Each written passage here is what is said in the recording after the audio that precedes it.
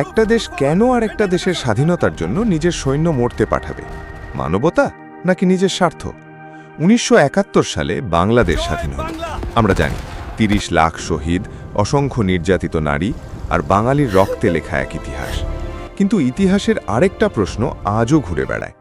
ভারত কি সত্যিই বাংলাদেশের স্বাধীনতা চেয়েছিল, নাকি পূর্ব পাকিস্তানকে আলাদা করে পাকিস্তানকে দুর্বল করাই ছিল তাদের মূল লক্ষ্য? আজ আবেগ না, ইতিহাস আর ভূরাজনীতির আলোকে আমরা সেই প্রশ্নের উত্তর খুঁজব। ভারত কেন হঠাৎ করেই বাংলাদেশের বন্ধু হয়ে উঠল?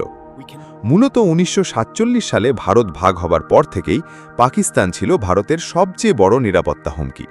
আর পাকিস্তানও ছিল দুই টুকরো, পশ্চিম পাকিস্তান, পূর্ব পাকিস্তান, আজকের বাংলাদেশ। এই দুই অংশের মাঝখানে ছিল ১৬০০ কিলোমিটার দূরত্ব এবং পুরো ভারত।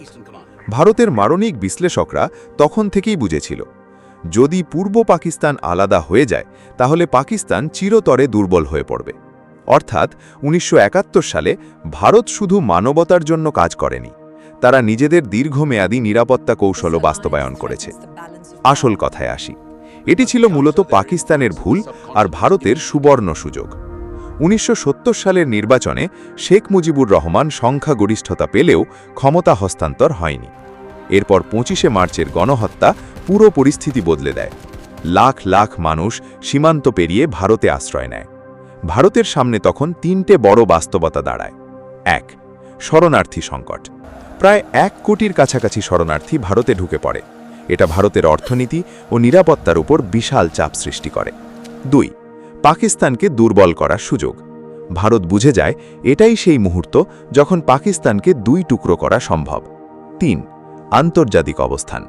ভারত বিশ্বকে দেখাতে চাইল আমরা মানবতার পক্ষে।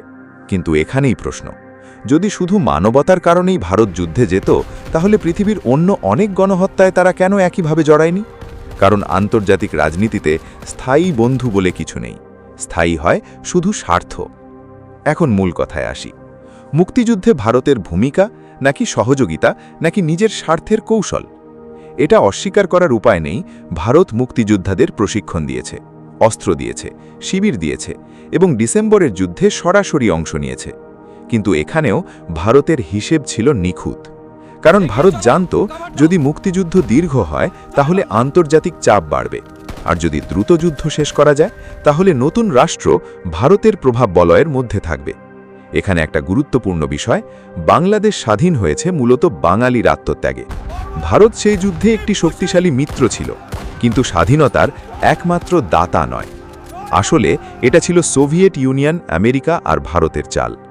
অনেকে জানেন না, ১৯৭১ সালের যুদ্ধ ছিল শুধু ভারত পাকিস্তান যুদ্ধ না, এটা ছিল ঠান্ডা যুদ্ধেরও অংশ। আমেরিকা তখন পাকিস্তানের পাশে, চীনও পাকিস্তানের দিকে ঝুঁকে, আর ভারত হাত মেলায় সোভিয়েত ইউনিয়নের সাথে। ১৯৭১ সালের ইন্ডো সোভিয়েত ট্রিটি ভারতের জন্য ছিল বিশাল কূটনৈতিক ঢাল। অর্থাৎ ভারত শুধু আবেগ দিয়ে যুদ্ধ করেনি, পুরো বিষয়টা ছিল হিসেব কষা ভূরাজনীতি। যুদ্ধের পর ভারত কী লাভ করল? এখন আসি সবচেয়ে বিতর্কিত প্রশ্নে, ভারত কি পেল? পাকিস্তান ভেঙে গেল, দক্ষিণ এশিয়ায় ভারতের প্রভাব বাড়ল, সীমান্তে বড় সামরিক চাপ কমল, বাংলাদেশ ভারতের ওপর অর্থনৈতিক এবং ভৌগোলিকভাবে নির্ভরশীল হয়ে উঠল। এগুলো ছিল ভারতের বিশাল সামরিক অর্জন। ভারত বাংলাদেশের অনেক কিছু লুট করেছে, এটা কতটা সত্য? এই জায়গায় আবেগের বদলে তথ্য জরুরি। যুদ্ধের পরে কিছু অভিযোগ উঠেছিল, সীমান্তে সম্পদ পাচার, শিল্প যন্ত্রাংশ সরিয়ে নেওয়া, প্রশাসনিক বিশৃঙ্খলার সুযোগে লুটপাট। তবে ইতিহাসবিদদের মধ্যে এসব নিয়ে মতভেদ আছে। সব অভিযোগের পক্ষে শক্ত প্রমাণ নেই। আর ভারত বাংলাদেশের বড় অঞ্চল দখল করে নিয়েছে, এই দাবি পুরোপুরি সঠিক নয়। হ্যাঁ, সীমান্ত বিরোধ ছিল, ছিটমহল সমস্যা ছিল, নদী ও সীমান্ত নিয়ে টানাপোড়েন ছিল, কিন্তু আন্তর্জাতিকভাবে স্বীকৃত বড় ভূখণ্ড ভারত যুদ্ধের পর সরাসরি দখল করে না, এমন প্রমাণ ইতিহাসে প্রতিষ্ঠিত নয়। তাহলে আসল সত্য কি? সত্যটা হলো, ১৯৭১ সালে ভারত এবং বাংলাদেশের স্বার্থ এক জায়গায় এসে মিলে গিয়েছিল। বাংলাদেশ চেয়েছিল স্বাধীনতা, ভারত চেয়েছিল পাকিস্তানের বিভক্তি ও নিজের নিরাপত্তা। দুই পক্ষই লাভবান হয়েছে, কিন্তু সবচেয়ে বড় মূল্য দিয়েছে বাংলার মানুষ। ইতিহাসকে শুধু বন্ধুত্ব বা বিশ্বাসঘাতকতা দিয়ে বিচার করলে ভুল হবে। রাষ্ট্র কখনো আবেগ দিয়ে চলে না, রাষ্ট্র চলে স্বার্থ দিয়ে। ভারত বাংলাদেশকে সাহায্য করেছে, এটা সত্য, কিন্তু সেই সাহায্যের পেছনে ভারতের নিজস্ব সামরিক স্বার্থ ছিল, এটাও সত্য।